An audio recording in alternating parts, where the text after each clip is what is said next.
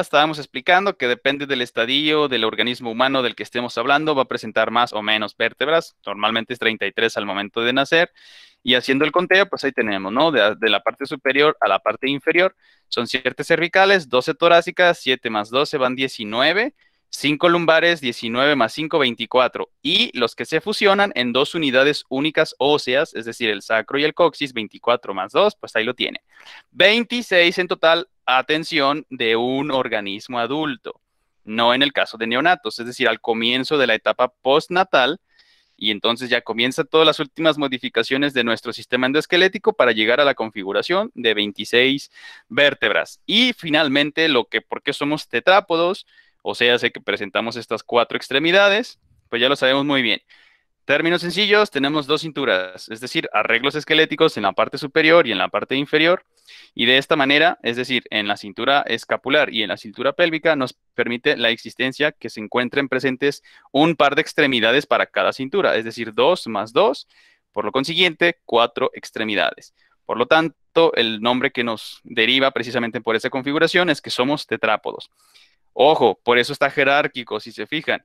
Todos los tetrápodos presentamos cráneo. ¿Por qué? Porque presentamos un sistema de endoesqueleto, un esqueleto axial. Por lo consiguiente, todos los tetrápodos somos vertebrados. ¿Por qué? Porque presentamos una columna vertebral que ya nos queda claro que cuando somos neonatos son 33 pies. Siguen siendo 33 toda la vida. Pero si somos estrictos, porque se fusionan, se adhieren piececitas, entonces se vuelve una sola. Por lo tanto, cuando ya es un organismo adulto, solo son 26, pero cuando somos neonatos son 33. Y todos los vertebrados somos cordados porque en nuestra embriogénesis, en el momento de nuestra diferenciación o configuración, o cuando estamos simple y sencillamente siendo embriones, presentamos esta estructura que posteriormente dará origen a la columna vertebral, que es a la que le conocemos como ¿qué? ¿Sí lo anotaron o no? Porque es pregunta de examen, atención. Empieza con la consonante N y no es Navidad. ¿Qué preguntó, profe? ¿Cuál es la estructura que les da el nombre a los cordados? ¿Por qué nos consideramos así? Así como en el caso. Miocardio. Exacto, perfecto, muy bien contestado, así es. Tiene toda y absolutamente la razón. Ahora, toda esta configuración, todo esto que conocemos de nuestros cuerpos, del organismo humano, por supuesto que no siempre fue así, o sea, no es que de pum, bueno, si somos creyentes estrictos, así, dogmáticos, vamos a decir, es que fuimos creados así.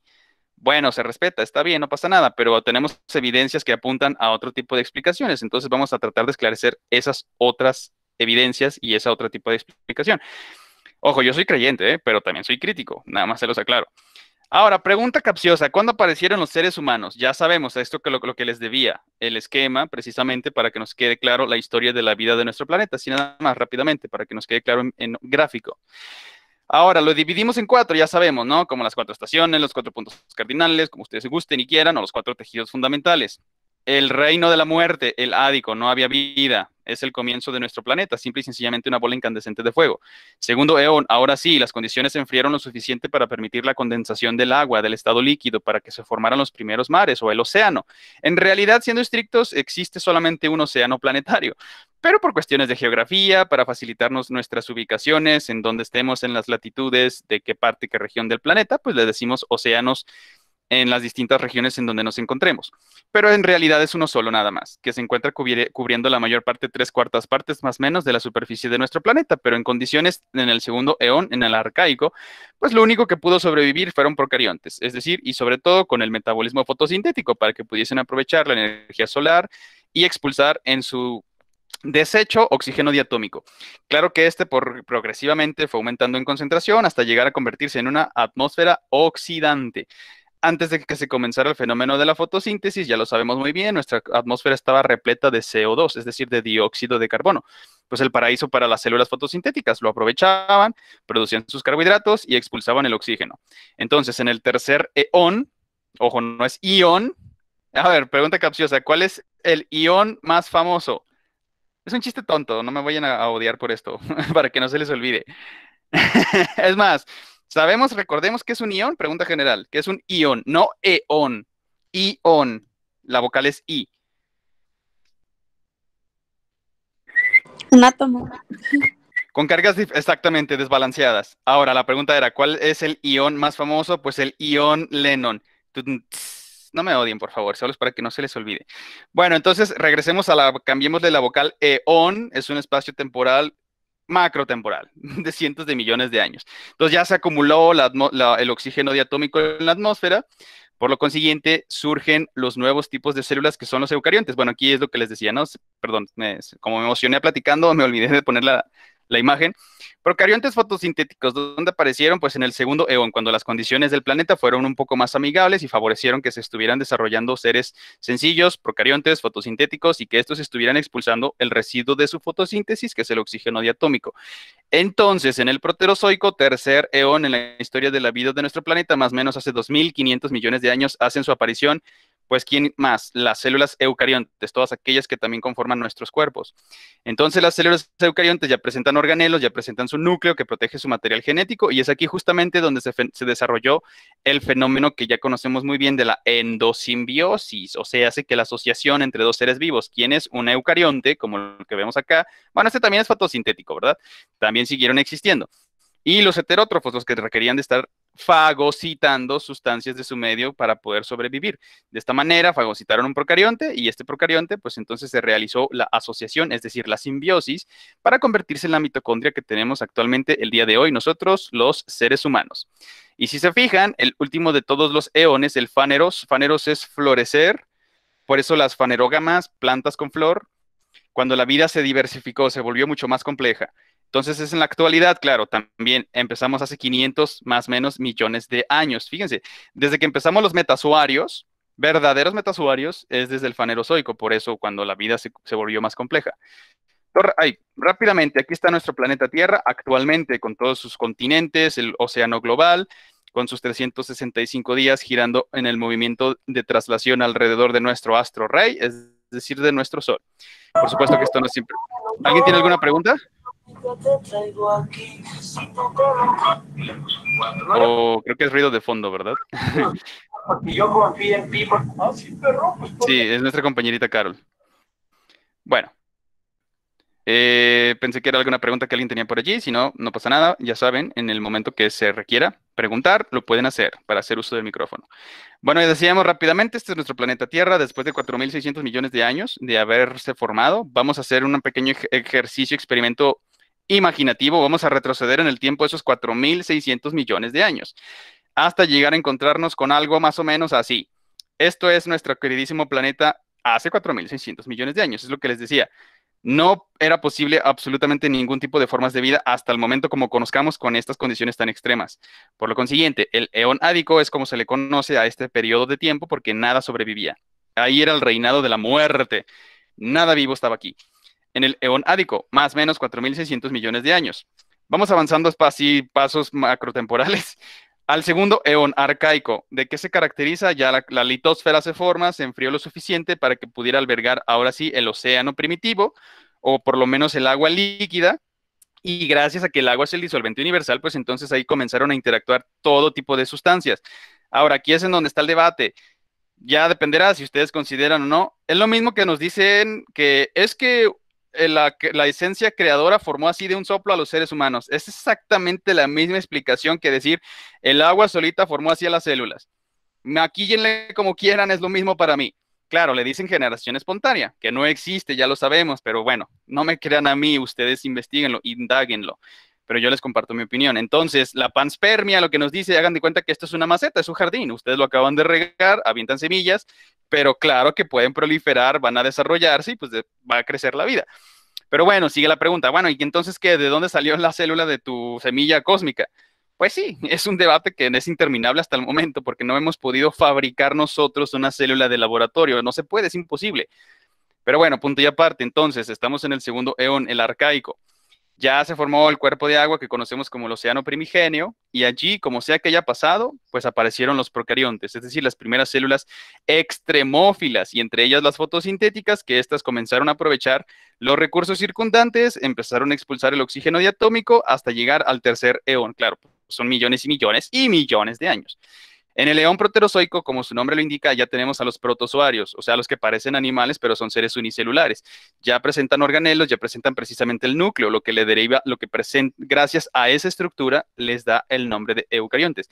Aquí ocurrió la teoría de la endosimbiosis, se formó la asociación, ya tenemos las células eucariontes, nuestro último paquete de actualización en ese momento, que eran las mitocondrias, estos seres procariontes, antes de vida libre, ahora pertenecientes en el espacio intracelular de todas y cada una de nuestras células. Y finalmente entramos en el último de los eones en el que estamos actualmente. Es decir, ya, bueno, está aceptado por todos los biólogos científicos y demás a los que les interesen estos temas, que ya estamos habitando actualmente el antropoceno, es decir, el periodo donde dominamos los humanos, que inclusive, curiosamente, ya tenemos una capa geológica llena de plástico, o sea, es humillante, es triste, pero bueno, por si nos llegásemos a extinguir y de repente llegaran otras inteligencias o evolucionaran algún otros vertebrados o lo que sea, y estudien de la misma manera que lo hacemos los seres humanos para entender las cosas, como por ejemplo conciencia, van a ver que hay un estrato repleto de plástico y van a decir, ah, mira, ese es el antropoceno, cuando los humanos se destruyeron a sí mismos siendo estúpidos y destruyendo su ecosistema. Pero bueno, punto y aparte. Entonces, en el león fanerozoico, rápido, digo, no me gustaría entretenerme en explicarles de todos y cada uno lo que pasó aquí, pero vámonos nada más a lo sencillo. Eón fanerozoico son 3 periodos. El paleozoico, por eso cuando les digo ontogenia, etapa prenatal, etapa postnatal, periodo embrionario, periodo fetal. Exactamente lo mismo. Hagan de cuenta que la vida estaba en gestación, hablando en tiempos geológicos. Entonces tenemos eones, escalas macrotemporales. Tenemos entonces ahora las eras, era paleozoica, era mesozoica, era cenozoica, la que tenemos actualmente. Periodos, los periodos del Paleozoico, pues son todos estos, ¿no? El Cámbrico, bueno, todos estos, para no entretenerme demasiado. Vamos a dar un salto y vamos a empezar a hablar de nuestros ancestros mamíferos vertebrados. Bueno, rápidamente, todo esto era vida en el océano, era vida acuática. Desde el Cámbrico hasta el Devónico, la época dorada de los peces. En el Carbonífero, ahora sí fue donde comenzaron a dar el salto del agua a la tierra. Los anfibios, lo que conocemos por eso doble vida, estaban primero en el agua, se trasladan después en la tierra. Pérmico, ya tenemos reptiles mamíferoides, atención, no eran del todo mamíferos, pero tampoco eran del todo reptiles, eran nuestros ancestros pues, más cercanos, arcaicos, antiguos, vertebrados. Ya en la era mesozoica fue donde dominan precisamente los famosos dinosaurios, estos saurópsidos que durante 200 más millones de años mantuvieron a su sombra a los mamíferos, a nuestros ancestros primates. No fue sino hasta aquí que ocurrieron, claro, en todos estos momentos de la historia de nuestro planeta han ocurrido extinciones masivas. Como ejemplo nada más, en el Cretácico fue la última, bueno, los seres humanos somos los causantes de la sexta extinción masiva de la historia de nuestra vida del planeta, pero punto y seguido. En el Cretácico yo creo que todos conocemos la teoría, si no ahorita vemos rápidamente un video para que nos quede más claro, que es apoyada por el hecho de las evidencias que encontramos en la península del Yucatán. Tenemos un cráter, si no se los habían explicado, pues aquí lo tenemos en México, es en Chicxulub. Ese cráter es la evidencia que nos demuestra, sobre todo porque en todo el planeta, en cualquier rincón que ustedes visiten, hay una capa de iridio. Iridio es un metal que no es común en la Tierra, pero sí en los cuerpos, en los asteroides, por ejemplo. Entonces, si relacionamos las evidencias, más o menos 65 millones de años, todo apunta a que un objeto interestelar, podemos llamarle un asteroide completamente repleto de iridio, llegó y se impactó en lo que en aquel entonces era la península del Yucatán arcaica, y esto ocasionó, digo, triste para los dinosaurios, pues fue un game over para ellos, pero fue la oportunidad de nuestros ancestros mamíferos primates para poder comenzar a desarrollarse y llegar hasta la actualidad a los seres homínidos, seres humanos. Rápidamente entonces, haciendo el recuento, quienes dominaban en el Mesozoico, pues eran los famosísimos dinosaurios, no se les podían enfrentar. Imagínense, nuestros ancestros primates, pues eran de este tamañito, comparándose con estos lagartones. Entonces jamás se los iban a poder enfrentar. Por eso eran animales crepusculares, hablando de nuestros ancestros mamíferos. ¿Por qué? Porque pues en el cobijo de la penumbra, en la oscuridad, no era tan fácilmente detectables y que se los devoraran este tipo de animales, los dinosaurios. Miren, rápidamente, bueno, está en inglés, pero creo que las imágenes hablan por sí mismas. Déjenme, se los comparto.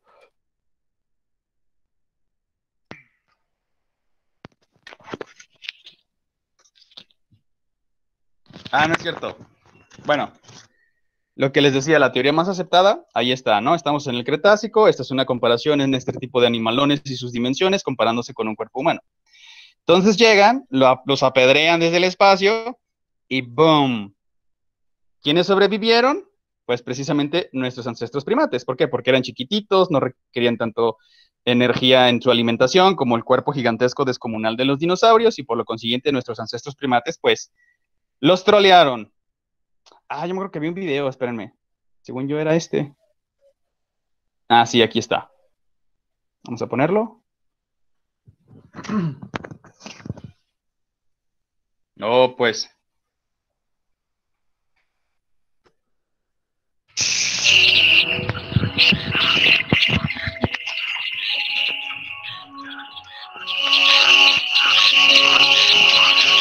Why did the dinosaurs disappear? There are many theories. The most popular one says that in the Cretaceous period, a giant meteor struck the Earth.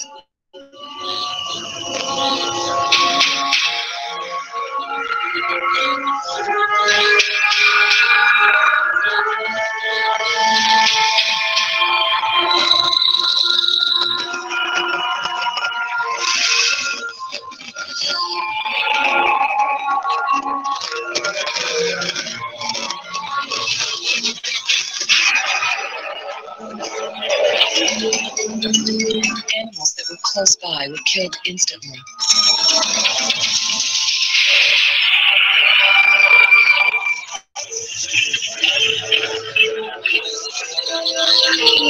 The impact of the meteor created a huge cloud of dust, which blotted out the sun and changed the climate, causing many plants and animals to die.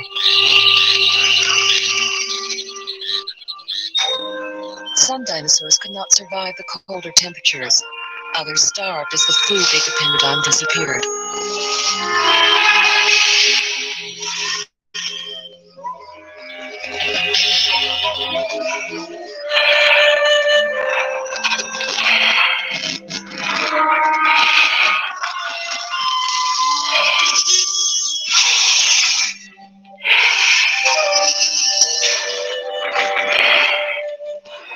But not all animals perished at the end of the Cretaceous. How other creatures survived these hard times is still a mystery.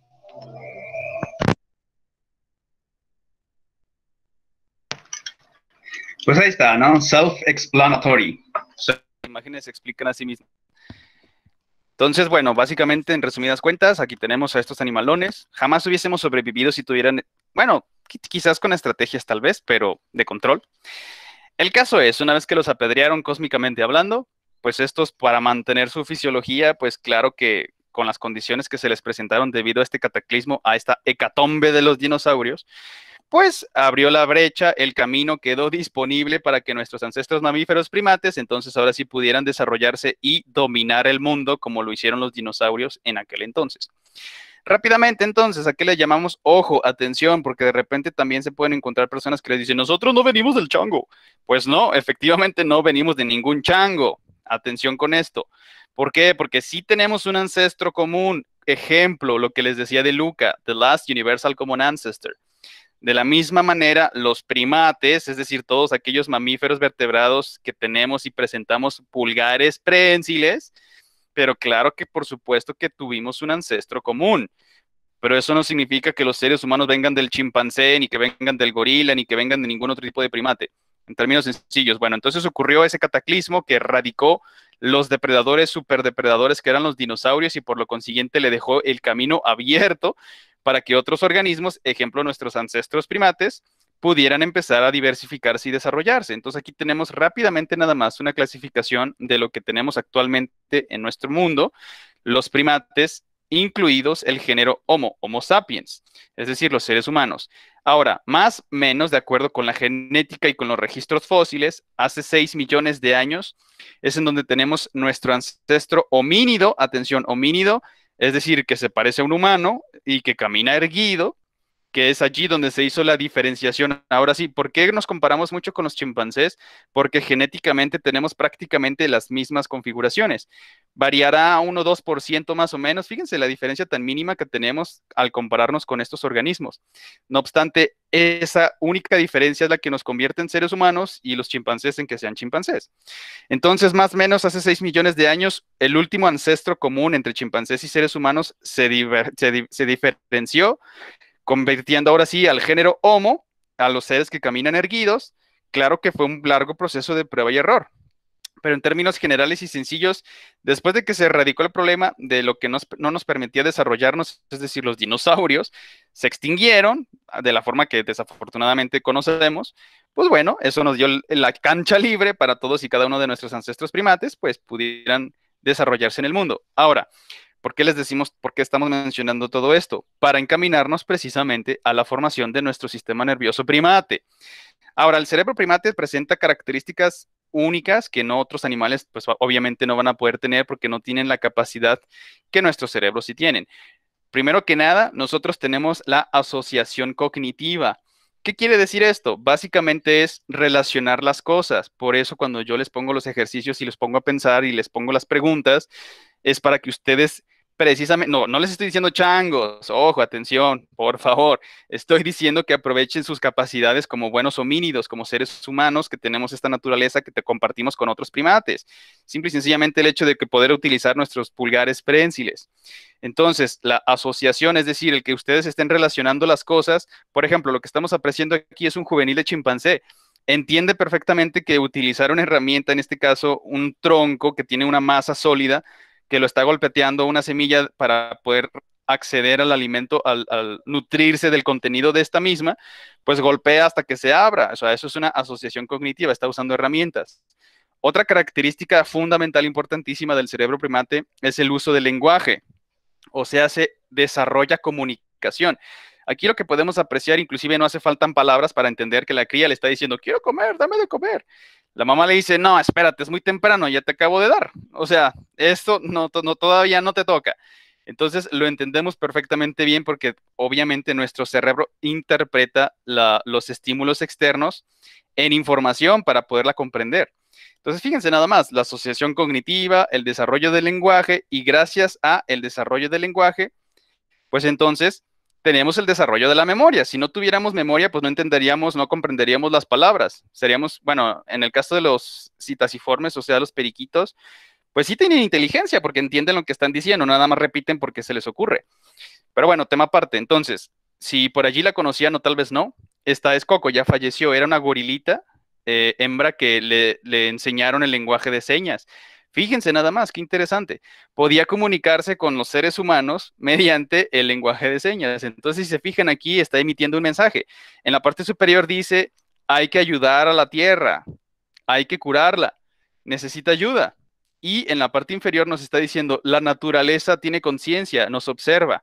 Gracias. Fíjense nada más qué profundo el mensaje que nos acaba de decir un animal supuestamente irracional porque no piensa como los seres humanos. No pensará de la manera compleja probablemente, pero procesa la información de una manera que se pueda comunicar con nosotros. Imagínense, gracias a su configuración del cerebro primate. Entonces, tres principales, recapitulando. La asociación cognitiva, de la misma forma que yo les estoy ejercitando para que vayan relacionando las cosas. Ejemplo, el uso de herramientas para resolver problemas. Número 2, el desarrollo del lenguaje y en conjunto el desarrollo de memoria, porque pues no pueden ir uno sin el otro, si no, no se podría desarrollar el lenguaje, no nos quedaría comprendido el significado de las cosas, como por ejemplo el lenguaje de señas que le pudieron enseñar a esta gorilita. Ahora sí, esto es el cerebro. Cuando les decía el hemisferio izquierdo y el hemisferio derecho, a lo que me refería era a todo esto que vemos como arrugadito, las famosas circunvoluciones. Imagínense que es como una nuez. Pues una nuez tiene ese tipo de superficie irregular. Exactamente de la misma manera nuestros cerebros así lo presentan.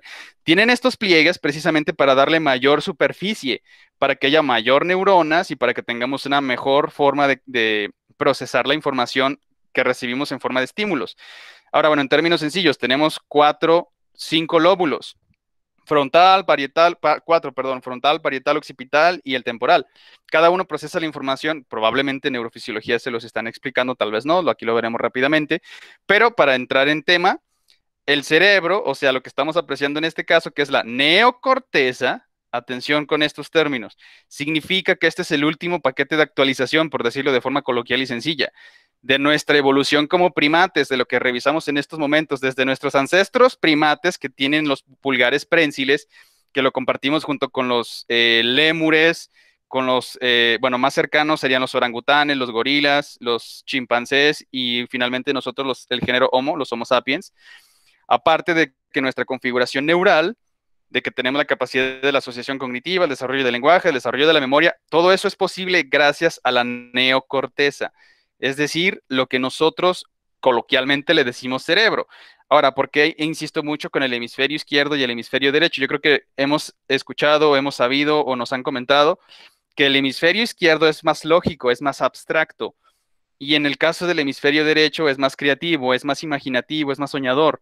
Y al momento de que se conjuntan sus funciones gracias al cuerpo calloso, es entonces que sacamos todo el potencial de nuestra capacidad de procesamiento de la información debido a nuestra neocorteza, es decir, a nuestro cerebro. Esto es el cerebro. Rápidamente, nada más para no entretenernos mucho, lo que les decía, más o menos hace 6 millones de años tenemos registros de acuerdo con el registro fósil de los ancestros homínidos, ya es decir, seres que caminaban erguidos. Ojo y atención, los seres humanos no fuimos la única especie humana que caminó sobre la superficie de este planeta. De hecho, lo compartimos con otras 3 especies humanas. Lo vamos a decir rápidamente nada más para que luego no me los chamaquien. Pero esto sí es importante. Hace más o menos 300,000 años, ahora sí tenemos el registro fósil de la aparición del humano moderno. Claro que, como les decía, es que la evolución es un lento proceso de prueba y error. Lo vemos en todos lados. Imagínense en la tecnología. Hace 30 años era imposible pensar que tendríamos un smartphone con pantalla táctil y que tendría la capacidad de tomar fotografías. Claro que eso no se, probablemente se tenía la visión, pero no se tenía todavía la tecnología, que no estuvo avanzando hasta el día de hoy que presentamos este tipo de aparatitos. Es lo mismo en el caso de la biología. Son los cambios a través del tiempo. Así como antes los teléfonos, no sé si les tocó a ustedes, tal vez no, o quizás los que les tenías que poner el dedito y tenían como un dial, le dicen en inglés, son estaban los dígitos y uno tenía que hacerle 1, 2, 7 y le daba vuelta y de esa manera te comunicabas por teléfono. Imagínense, desde aquel entonces, a mí sí me tocó, hasta la actualidad y tener esto que con solamente tocar con la punta de tus dedos, hay un cambio tremendo. Exactamente lo mismo en la biología. Nuestros ancestros homínidos pues eran menos finos, no tenían sus capacidades cognitivas tan desarrolladas, obviamente, como actualmente los seres humanos, porque lo fuimos mejorando al paso del tiempo, de la misma manera que la tecnología se mejora conforme va pasando el tiempo, se va innovando. Entonces, vamos a enfocarnos ahora qué es eso que decimos homínidos. El proceso básicamente significa humano, homínido. Entonces, el proceso de la hominización o de la humanización tiene varios hitos. ¿Qué es un hito? Un acontecimiento relevante a través del tiempo. Por ejemplo, ¿no? En el caso de nuestra formación, de nuestra humanidad, nosotros nos diferenciamos de otros primates en primer lugar por nuestra marcha bípeda. O sea, como tenemos una configuración erguida, ningún otro animal, claro, otros primates procuran o asemejan o tratan de imitar el movimiento erguido, pero no tienen la constitución anatómica ni su sistema de endoesqueleto necesarios para la marcha bípeda, como en el caso de los seres humanos. Entonces, número 1, primer hito para la humanización es la marcha bípeda. Caminar sobre nuestras extremidades posteriores, es decir, sobre nuestras piernas, con una columna vertebral erguida y que tenemos nuestro cráneo precisamente en la parte superior. Segundo hito, es decir, segundo acontecimiento importantísimo para el proceso de la humanización, el descubrimiento del fuego. Fíjense nada más, es una herramienta que nos catapultó precisamente para dominar el mundo, porque nos sirvió para protegernos de los depredadores, para cocinar precisamente nuestros alimentos y absorber los nutrientes de una manera mucho más rápida. Imagínense nada más el ejemplo, si nosotros consumiéramos carne cruda, aparte del riesgo de la infección que podríamos contraer, el digerirla es mucho más complicado que si la cocináramos. ¿Por qué? Porque se están transformando las proteínas debido al aumento de la temperatura. Entonces, gracias a la utilización de esta herramienta, el descubrimiento del fuego, esto fue lo que en saltos cuánticos, nos ayudó a desarrollar nuestras capacidades cognitivas aún mucho más complejas. Y finalmente, gracias a todas esas capacidades cognitivas, tenemos la transmisión de la información compleja, es decir, el desarrollo de la cultura. Cultura no es más que información compleja. Aquí, por ejemplo, lo que estamos apreciando, y no es casualidad que sea una mujer, de hecho, hay unas pinturas, nuestra compañerita Daniela que estuvo en España, digo, si visitó estas cuevas, que de hecho son famosísimas, tal vez no, que ojalá que sí. hay unas manitas pintadas, de hecho, en todo el mundo tenemos manos pintadas, que son precisamente del Paleolítico, antes de que comenzara la historia.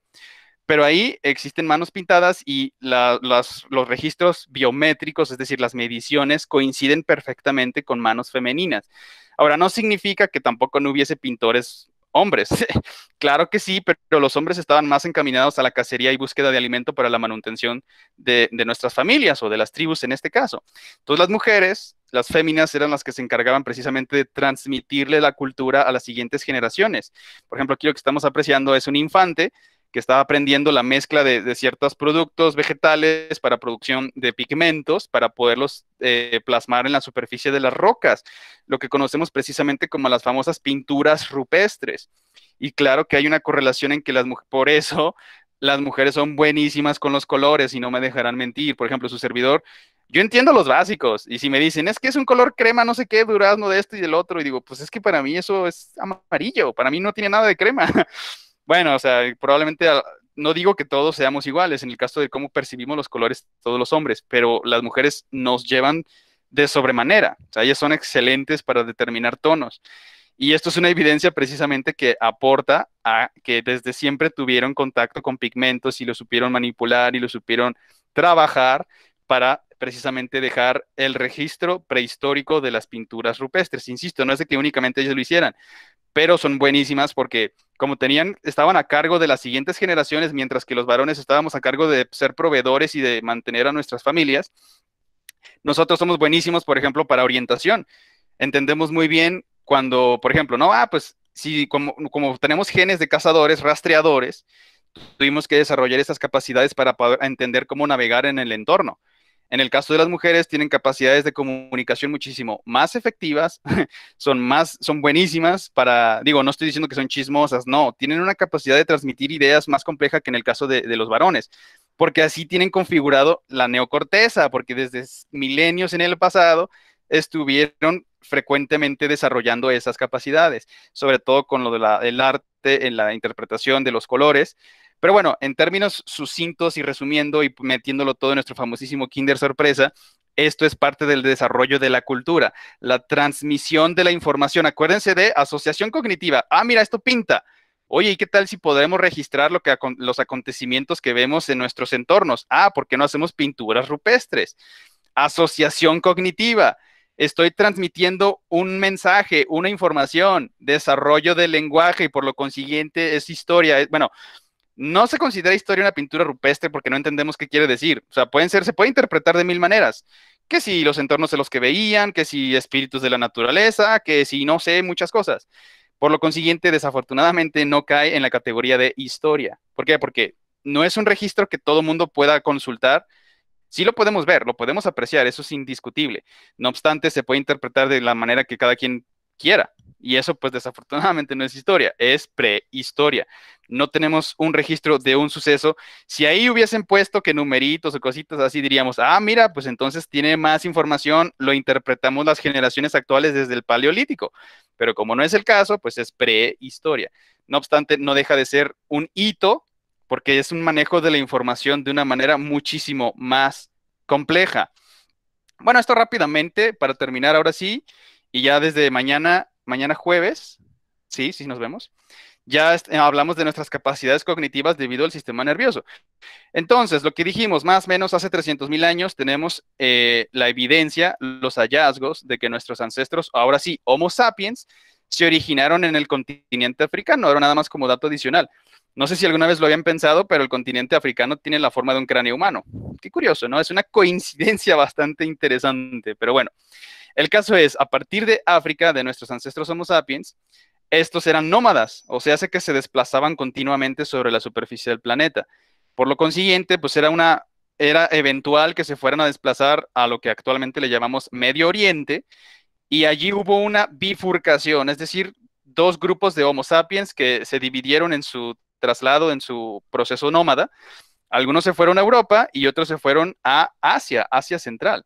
Entonces, los que se fueron a Europa, que era más fría, en este caso ya estamos hablando del periodo glacial, y atención, por eso les decía, los seres humanos no fuimos la única especie humana que habitó el planeta. Se encontraron en estas regiones más gélidas y esa especie, atención, no es raza, como supuestamente nos gusta llamarnos a los seres humanos que somos la misma especie, simple y sencillamente presentamos diferencias en nuestro fenotipo, eso es todo. Es como en el caso de los perritos, o sea, pues tienes de muchos colores, de muchos tamaños, es la misma especie. En el caso de los seres humanos es lo mismo, pero aquí sí era una especie distinta. Probablemente de aquí surgen las ideas, las leyendas de los abominables hombres de las nieves. ¿De quién estamos hablando? De los famosísimos Homo neanderthalensis. Atención, no son Homo sapiens, pero somos muy semejantes, muy parecidos. Por esta razón existió una hibridación, pero atención, en un comienzo no fueron bien recibidos porque pues eran competidores por los recursos tan limitados debido a la era glacial. Los Homos neanderthalensis, o en resumidas cuentas, los neandertales. ¿Por qué? Porque sus restos se encontraron en Alemania, en un valle que se llama Neander. Estos neandertales, inclusive, fíjense, se tiene la teoría tonta de que que eran torpes, que eran muy tontitos, todo lo contrario. Inclusive su capacidad craneal les permitía mayor encéfalo, tenían más cerebro que los Homo sapiens, pero desafortunadamente sus costumbres y sus usos y sus ritos eran muy separados entre ellos. Pero cuando llegaron los Homo sapiens, entonces al principio sí hubo conflictos, yo no digo que no, probablemente hasta llegó a haber mucha violencia y se mataban mutuamente, pero al final se dieron cuenta que éramos razas humanas y dijimos, bueno, ¿por qué en lugar de estarnos matando mutuamente, no nos apoyamos para sobrevivir? Por esa razón existió la hibridación entre Homo sapiens y neandertales. Por eso los güeros, los ojos de color, rubios y pelirrojos, todos esos son genes neandertales. Ellos eran más robustos, más poderosos muscularmente hablando.